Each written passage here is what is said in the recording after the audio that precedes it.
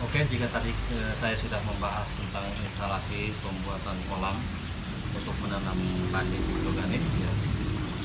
Sekarang kita lanjut ke tahap berikutnya, yaitu tahap penanaman.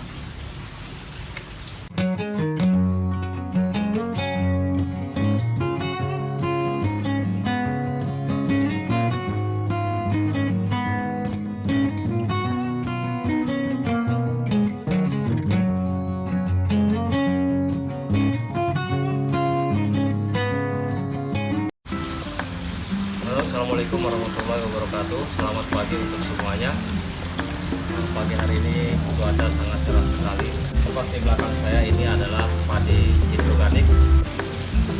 Pada kesempatan kali ini saya akan memberikan tutorial bagaimana cara menanam padi secara hidroponik. Oke, kita jangan mengulur waktu terlalu lama. Yuk, mari kita mulai. Hal pertama yang harus dimiliki dalam menanam padi secara hidroponik adalah instalasi kolam ikan. Ini wajib ada, ya. Karena instalasi inilah nanti yang akan mengirigasi kebutuhan air dari tanaman padi kita. Instalasi ini harus kita setting sedemikian rupa, tidak sembarangan. Memang ada ukuran-ukurannya. Jangan sampai apa yang saya alami dialami oleh yang mungkin punya minat ingin membuat instalasi semacam ini, ya. Oke, ini jarak kaki, ya, antara kaki ini dengan sana itu idealnya 1,5 maksimal, ya, 1,5 meter. Ini saya gunakan 2 meter. Hasilnya alhamdulillah paralon jadi bengkok dan banyak kebocoran karena air tidak mengalir sempurna sampai ke ujung sana. Tetap mengalir sampai ujung, tapi dia tidak sempurna. Ini bahan pelajaran, ya. Jangan lakukan eksperimen saya, karena saya niatnya ngirit. Jadi saya kasih jarak 2 meter antar kaki. Ternyata resikonya seperti ini, terjadi kebocoran. Jadi 2 kolam ini. Adapun kolam pertama, karena saya menggunakan jarak 1,5 meter antara kaki satu ke kaki berikutnya, 1,5 meter, 1,5 meter, 1,5 meter, terus satu ujung, rata-rata jaraknya 1,5 meter. Jadi yang ini relatif lebih aman, tidak ada kebocoran, dan paralon juga kemiringannya tetap terjaga, tidak ada lengkungan di antara tiang. Untuk tiang ini sendiri, ini ketinggiannya antara kaki pertama dengan kaki yang terakhir itu berbeda-beda. Perbedaannya mulai dari kaki pertama dengan kaki kedua itu saya kasih selisih 2 cm. Nah, contoh yang ini tingginya ini yang pertama ini, ya, ini tingginya 1 meter, yang itu 98 cm, yang itu 96 cm, terus yang keempat itu 94, terus ada juga 92, 90, terus 88, dan yang terakhir itu 86 cm. Jadi posisi ketika kita meletakkan paralon ini, maka paralon ini akan miring ke ujung sana. Nah, jadi air alirannya akan lancar hingga ke ujung sana, tidak sampai terjadi genangan di dalam paralon ini. Yang kedua, instalasi paralon. Jarak tanam antar padi ini ke sini itu 20 cm.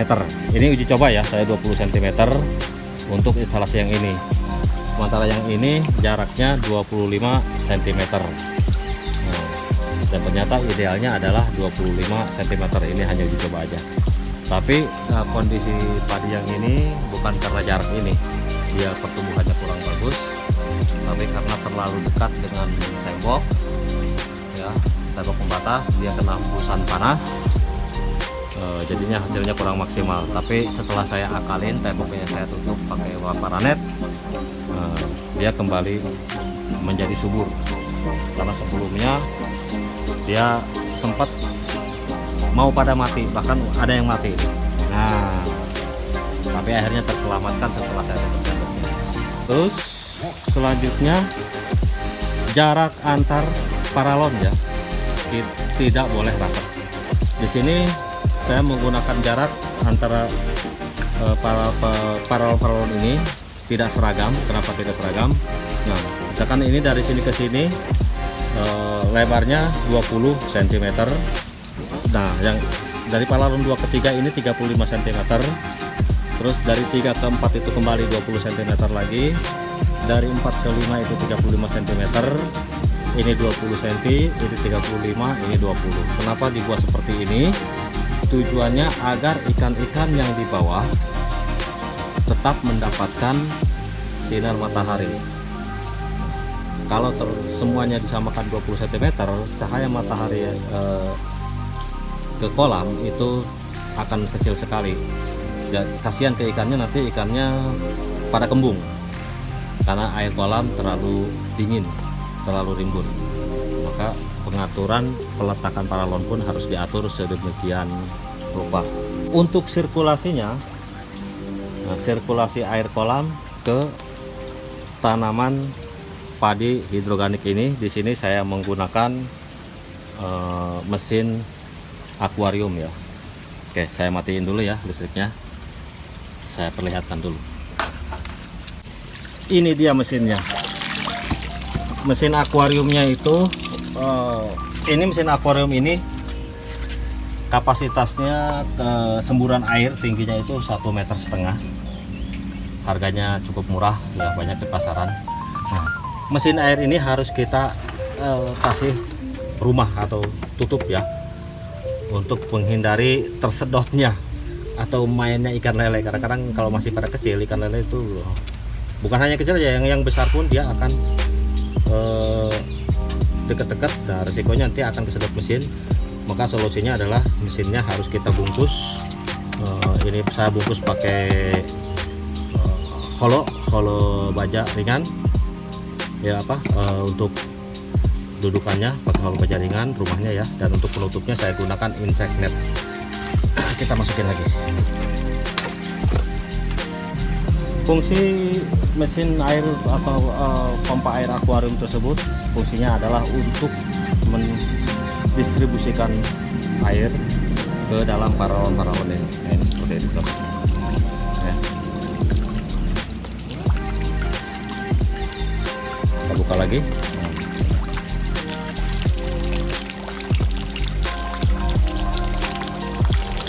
Untuk perawatannya sangat mudah sekali.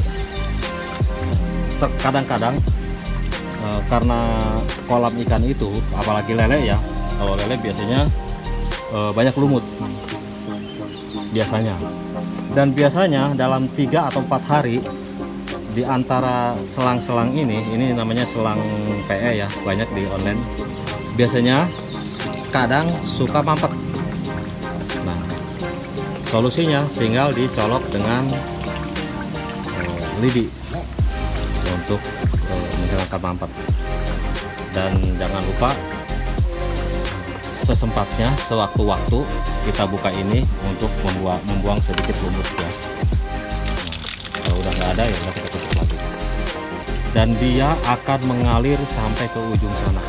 Oke, yuk kita lihat ya.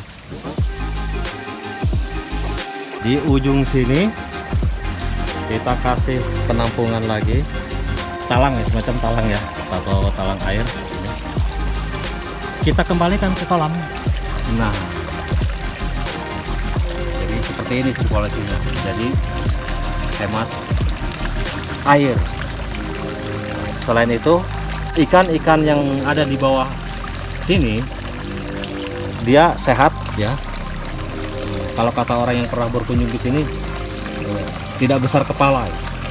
Nggak tahu besar kepala apakah sobong atau apa ya. Maksudnya rata-rata kebanyakan orang yang gagal dalam budidaya ternak ikan lele itu biasanya badannya kecil tapi kepalanya gede. Sementara di sini kenapa ikannya sehat-sehat dan gemuk-gemuk? Karena airnya tetap sehat, tersirkulasi. Jadi, nah, percikan-percikan air ini juga kan akan menimbulkan oksigen. Selain itu, nah, kotoran ikan itu biasanya mengandung amoniak. Nah, amoniak itulah yang biasanya akan meracuni si ikan itu sendiri dan membuat air menjadi bau.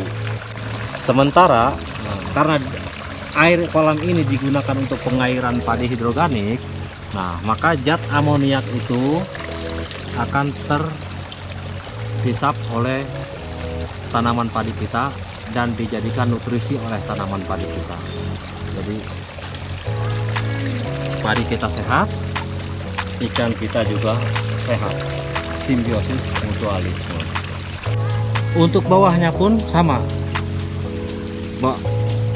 kakinya tetap rata, harus rata kalau kaki ya.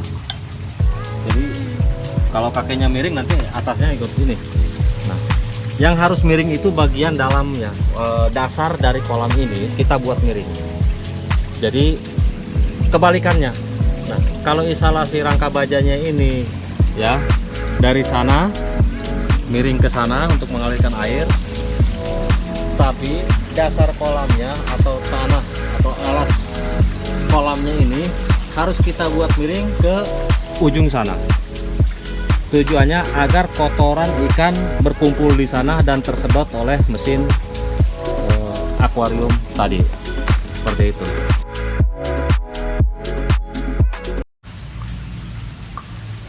Oke, jika tadi saya sudah membahas tentang instalasi pembuatan kolam untuk menanam padi hidroganik, ya.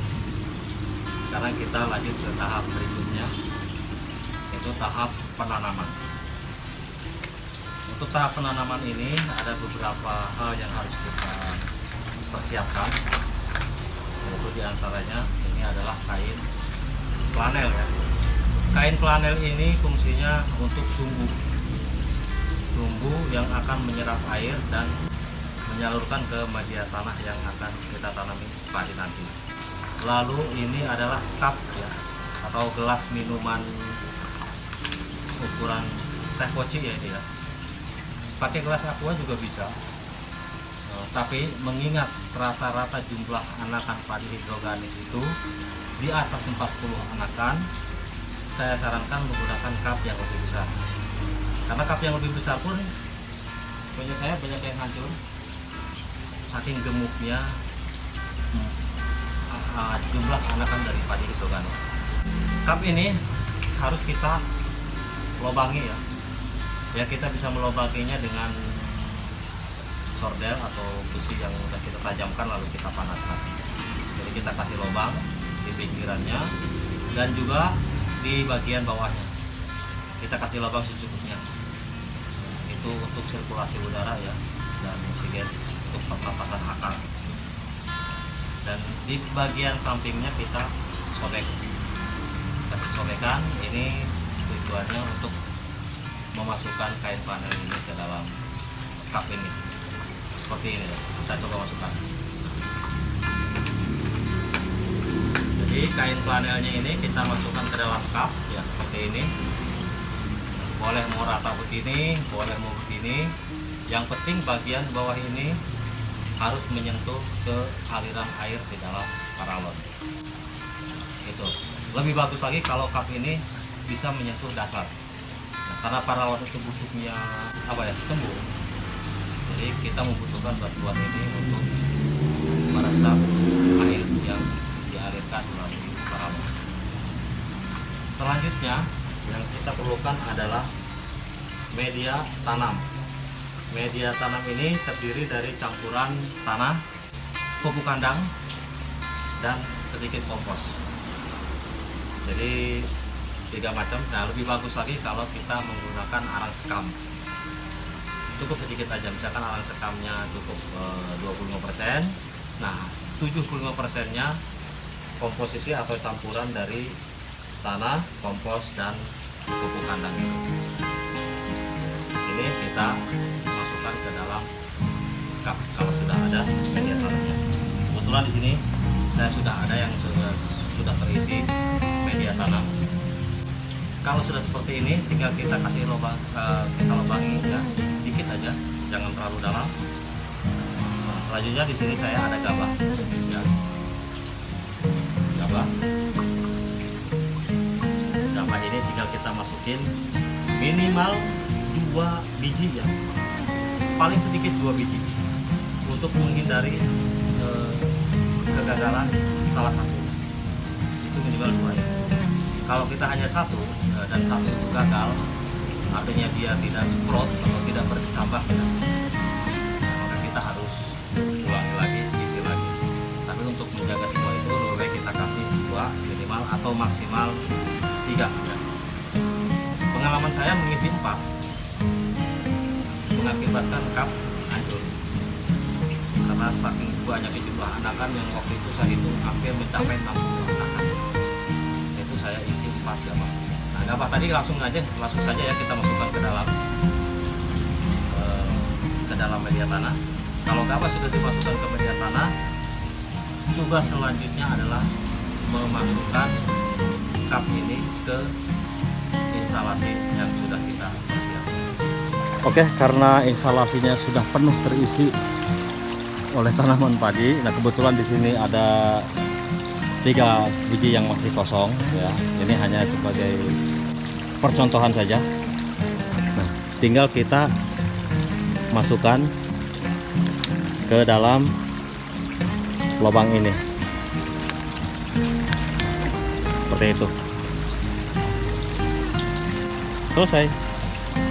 Oke, saya rasa cukup sampai di sini saja tutorial cara menanam padi hidroponik dari saya. Semoga mudah dipahami dan pastinya bermanfaat. Salam sukses.